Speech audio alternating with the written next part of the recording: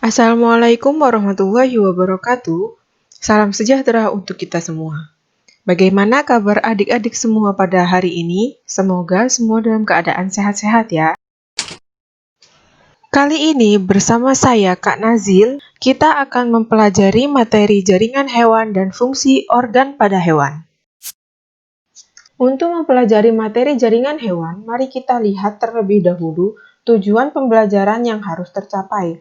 Tujuan yang pertama, peserta didik diharapkan mampu mendeskripsikan struktur jaringan dan fungsi organ pada hewan. Yang kedua, peserta didik diharapkan mampu menganalisis hubungan struktur jaringan dan fungsi organ pada hewan. Dan yang terakhir, peserta didik diharapkan mampu menyajikan hasil pengamatan struktur jaringan hewan dalam bentuk laporan. Sebelum memasuki materi pokok, pernahkah kalian mengamati suatu iklan produk sabun pembersih wajah pada televisi atau internet yang menunjukkan gambar lapisan kulit? Lalu, amati pula gambar struktur jaringan penyusun kulit bagian ini. Setelah itu, coba bandingkan antara gambar lapisan kulit pada iklan dengan gambar pengamatan jaringan kulit. Nah, jika kita lihat dari kedua gambar tersebut, banyak perbedaannya bukan? Mari selanjutnya kita masuk ke materi pokok. Di dalam tubuh hewan tingkat tinggi terdapat bermacam-macam jaringan penyusun tubuh hewan.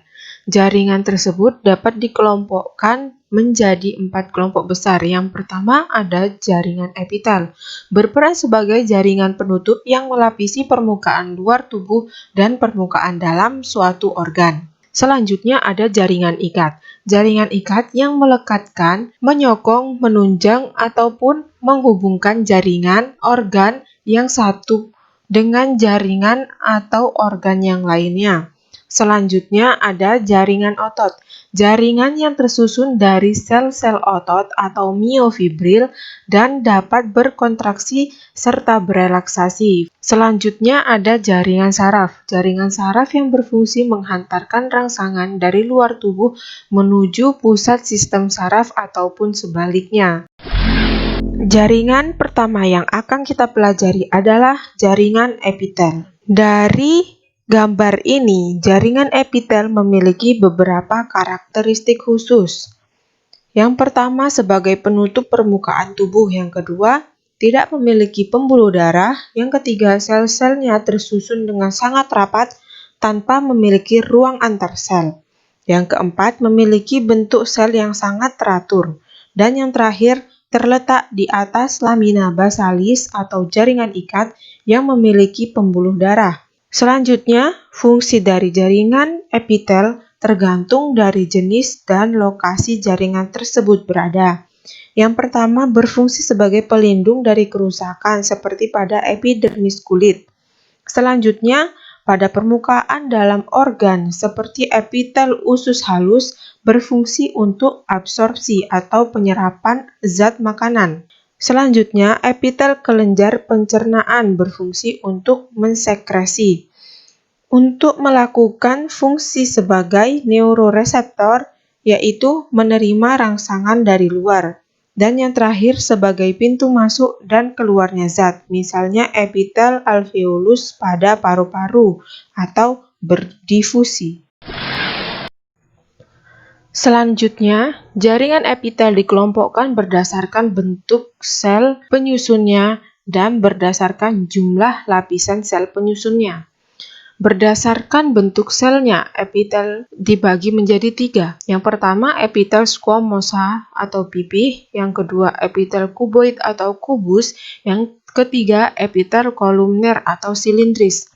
Nah, berdasarkan jumlah lapisan penyusunnya ada epitel squamosa simplex, epitel squamosa kompleks, epitel kuboid simplex, epitel kuboid kompleks, epitel kolumner simplex, epitel kolumner kompleks, dan epitel transisional. Khusus pada epitel transisional ini, jika kantung kemih terisi penuh, maka sel jaringan epitel akan berbentuk menjadi bentuk squamosa kompleks, dan apabila telah kosong, maka akan berbentuk kolumner kompleks.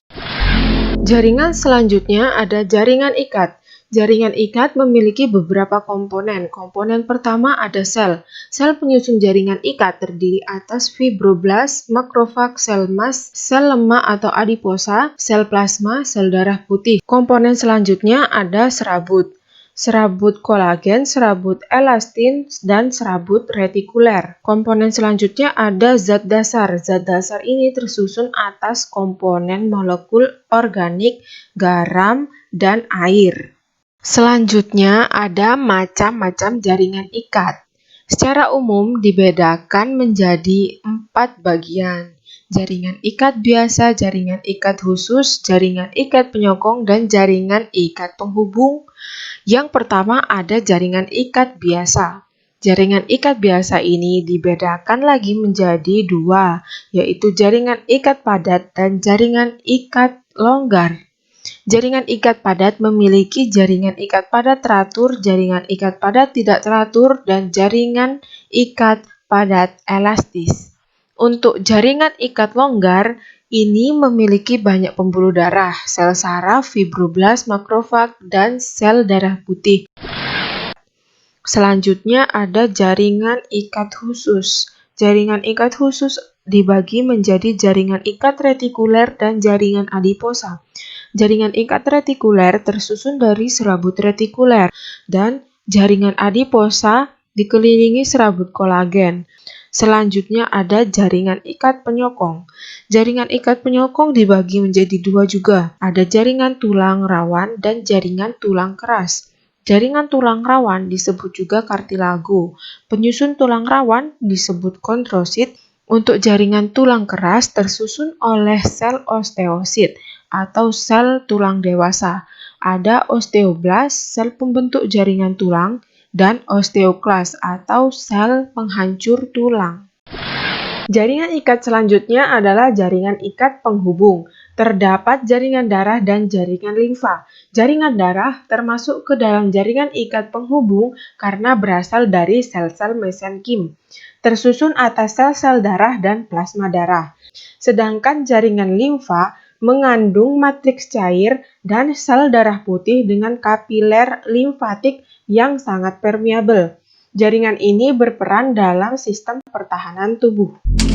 Jaringan penyusun hewan yang ketiga ada jaringan otot. Struktur jaringan otot terdapat serabut kontraktil yang disebut miofibril, yang tersusun dari filamen aktin dan miosin. Selanjutnya, jaringan otot memiliki 3 jenis, yaitu otot lurik pada rangka, otot jantung, dan otot polos terdapat pada organ. Dapat dilihat pada tabel ini, ada beberapa perbedaan yang ada pada otot lurik, otot polos, dan otot jantung. Perbedaannya berdasarkan tempat, bentuk serabut sel, jumlah nukleus tiap serabut sel, letak nukleus, garis melintang, kecepatan kontraksi, kemampuan tetap berkontraksi, dan tipe kontrol. Jaringan terakhir yang akan kita bahas ada jaringan saraf.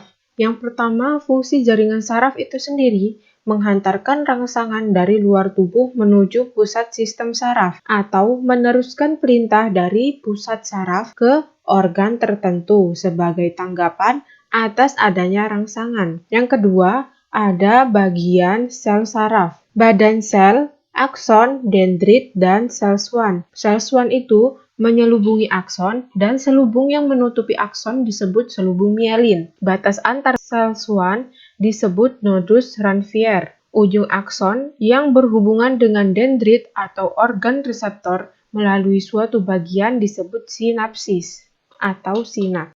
Selanjutnya, untuk kegiatan mandiri yang dapat kalian lakukan, yaitu melakukan percobaan dengan mengamati struktur tulang paha ayam ketika sebelum dan sesudah direndam ke dalam larutan asam cuka atau cuka dapur. Di sini ada alat dan bahan yang perlu disiapkan. Selengkapnya dapat dilihat pada modul yang telah saya kirimkan.